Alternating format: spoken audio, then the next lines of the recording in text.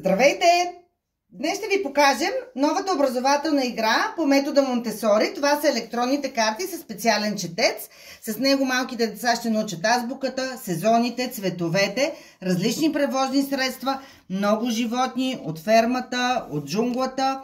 Има музикални инструменти и форми и противоположности. Устройството е много елементарно за работа. Вътре се поставя произволна карта.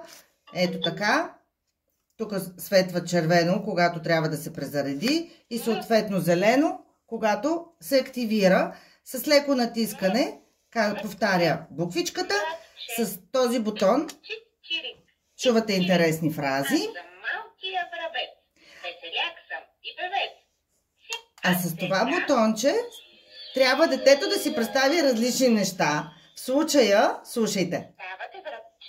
Което весело подскача между децата и чуролика. Чик-чирик. И съответно детето трябва да подскача и да казва чик-чирик. По този начин сменяте различни карти с различни животни. Ето примерно жабката. Изчаквате да светне зеленото и поставяте картата. Зелена жаба. Ето показва и цвета, и животното. Ето да чуем какво трябва децата да правят, когато са на жаба.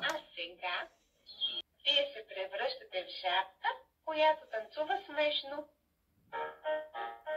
И детенцето започва да подскача като жабка. С тази игра децата не само ще се забавляват, а ще научат и много полезни неща. Очакваме ви в играчките!